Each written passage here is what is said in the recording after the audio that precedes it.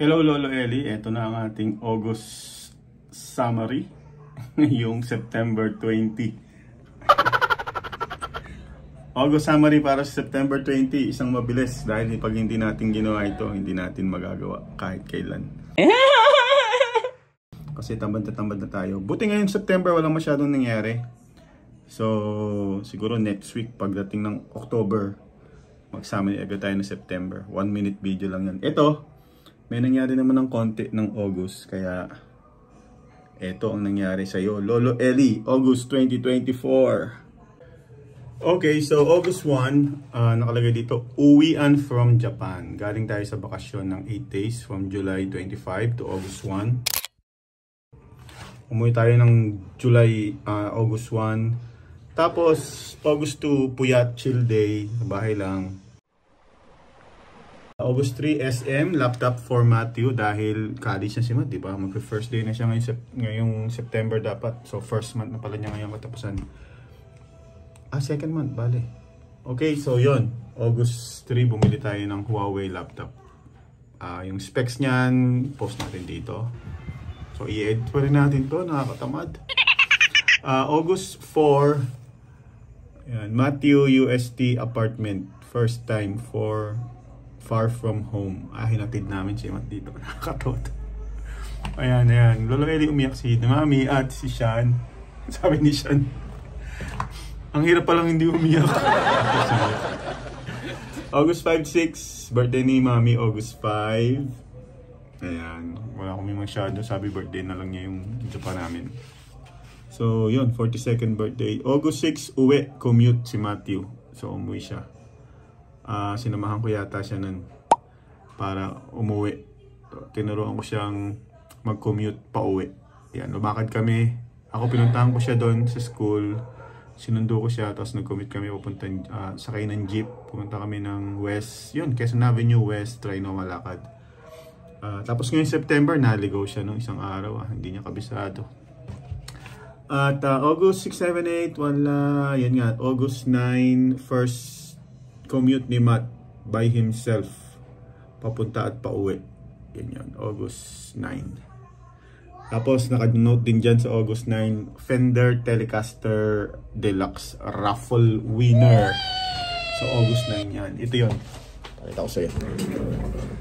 Napakagandang gitara to. Oh, makapansin mo marami tayong Telecaster dyan. September, mga brand new formato yan. Tapos meron tayong Japan surplus. Ito yun. Wawawi, ganda. Ang tahimik. Itong mga ito, may buzz, may grounded, hindi ko alam, insulation. Pero yung Telecaster na yun, napakaganda, napakaswabe. August 10, wala. August 11, with Tito Dennis. So, unang pagsabay ni Matt kay Tito Dennis. Tuwing Sunday, sumasabay siya. 11, 18, saka 25. Hindi, 25 wala. 11 and 18, sumabay siya kay din. Wait lang, nagsasummary ako ng August. Tapos 12, wala. August 13, Kasay anniversary, second place. Nag-iaya ako ng mag-practice kami ng Battle of the Bands sa Kasay anniversary. So, instead na Beatles yung tugtugin namin, ang tinugtog ni Cesar saka ni Darrell ay Orange and Lemon. Nanalo pa kami, oh. Second place, ito yun. Ito ko sa'yo. Ayan, Certificate of Appreciation yan, Battle of the Bands. Tapos, participation, sense recognition. Anip. And the winner goes to... Sabi ko nga kanina, hindi puti, hindi itim, dahil sila ay The Brave! Congratulations! The winner will receive a certificate. Kumanta sila eh.